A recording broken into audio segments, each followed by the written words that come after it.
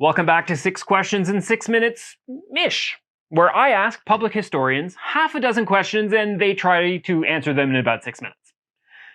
As you can probably tell, I've gotten a haircut. Success! But let me tell you, getting a haircut while wearing a full hazmat suit is much harder than it sounds. Well, at least I don't have to leave the basement for at least another 5 months now.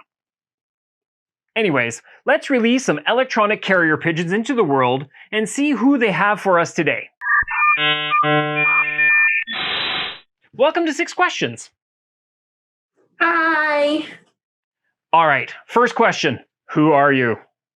Hi, I am Rebekah Dobrasko, and I am a public historian in Austin, Texas, and I work for the Texas Department of Transportation. And I would also like to say about my COVID hair, you can see the color starts way back here. I have not gone into a hazmat suit yet. So therefore, it's just in a ponytail. I don't actually recommend the hazmat suits. Okay. They fog up on the inside. It's very not fun. They smell. Anyways, another story. All right. Next question. How did you end up where you are? All right. So I grew up in Louisiana. And, in 8th grade, we had Louisiana history.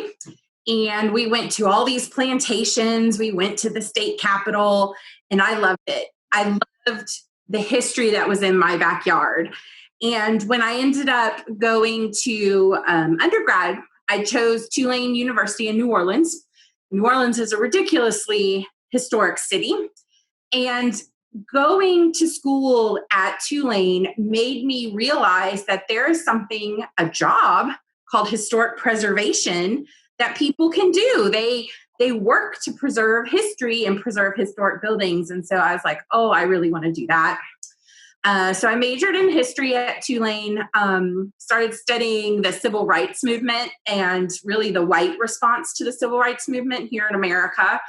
And then ended up working at some historic house museums in the French Quarter and going on to graduate school in public history at the University of South Carolina in Columbia, South Carolina. Got my master's in public history there and continued to study the white response to the civil rights movement as my master's thesis, and then ended up getting a job at the South Carolina State Historic Preservation Office, where I did multiple hats, as you can imagine, like we all kind of do as public historians. But my main job was working with Section 106 of our National Historic Preservation Act, which works with federal agencies and their applicants who are doing work with federal funds or federal permits or permissions and how their projects impact historic places. I did that for about 10 years in South Carolina and then looked to move back closer to home. My mom grew up in Austin, Texas, and my parents met at the University of Texas at Austin. They wanted to retire and move back to the Austin area. And so I started looking for jobs in Louisiana and Texas and got offered the position at TxDOT, the Texas Department of Transportation in Austin. Moved here. I've been here over 7 years now, and my parents are here too in their retirement. So here I am, and I'm still working in Section 106 of the National Historic Preservation Act, this time helping TxDOT fulfill its responsibilities under that act. Fascinating. So can you tell me a little bit about the nature of your work right now?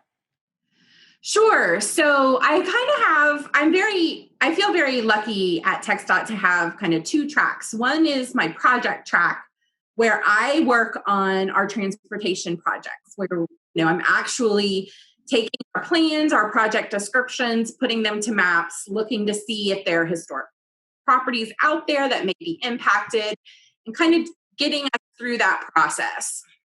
But the other part of my job that I have been starting to do over the past few years is to do a lot more public engagement, public outreach, and actual public history work with TxDOT. And we started a campaign called Beyond the Road. And this campaign is kind of an outreach and quote marketing campaign to tell people about all of the good stuff that we do around archaeology, around history, and then also around the rest of the environmental laws that we comply with, as a way to kind of hook people, to say, hey, we had no idea TxDOT was doing that, and then bring them in and get them more engaged in the process of the National Historic Preservation Act, and to actually like respond and participate in our projects and give us comments when we ask for comments and things like that, so we can make better projects for everyone that has input. So I'm kind of doing project work, and then I'm doing this beyond the road work as well. I also do a lot of work with historic bridges. So, so I'm a reluctant bridge historian too. So what do you enjoy most about this kind of work? You know, what I really enjoy most is learning. It's back to what got me started, you know, learning the local history and the local stories and getting a chance to uncover them. One of the cool things about working for a state Department of Transportation is basically we're everywhere in the state, right? Like there is a state road pretty much in any community in Texas.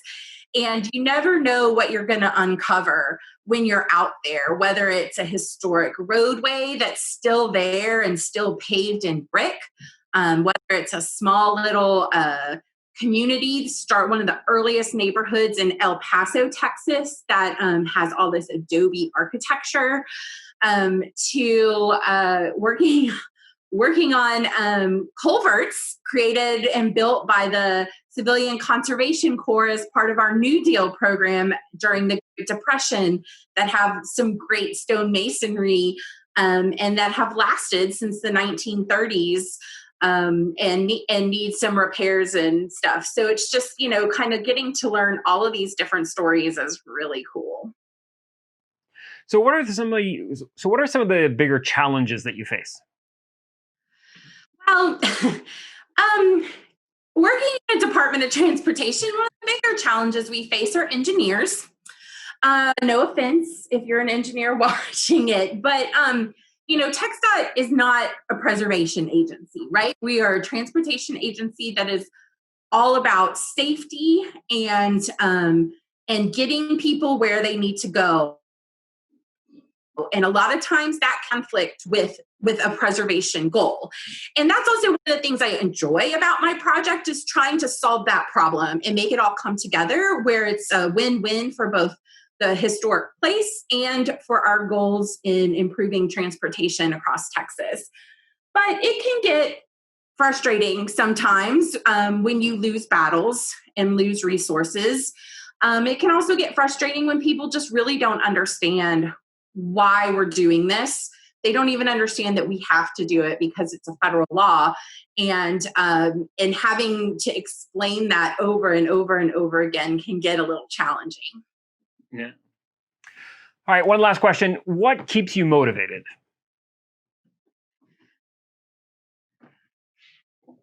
To be honest, what keeps me motivated is some of the volunteer work that I've done outside of my job at TxDOT.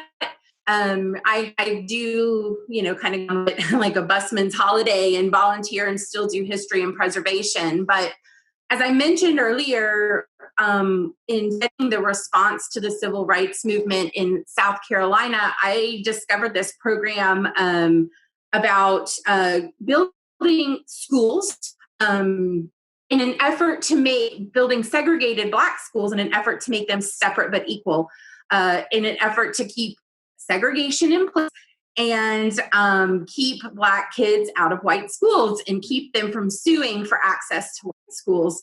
And this started in the 1950s. I call the schools that were built equalization schools. At the time that I studied them in South Carolina, they were all over the landscape, and a lot of them have been replaced by now. But as I've moved out of South Carolina and started working in other places, I've learned that, you know, a similar thing happened all over the South. And here in Austin, Texas, there was only one Black high school, Anderson High, and the Austin Public School System built a new Anderson High School in 1953. And it had a gymnasium, it had classrooms and lab space, and it had a new football stadium. And that school was still there. And I've been working with the alumni of that school. It closed in 1971 as Austin Public Schools' effort to integrate the schools. They closed the Black school and bused the students elsewhere. A very similar story all across the South. But I've been working with the alumni to get a historical marker for the school, to get a historical marker for their football stadium, to work with what is now the Austin Independent School District to preserve and honor the history of the one Black high school in Austin. And, that really keeps me motivated. I've met a lot of fascinating people, learned a lot of really interesting history. And, it can also be very frustrating going up against a school district. But just to have the opportunity to work with this alumni group has been very rewarding to me.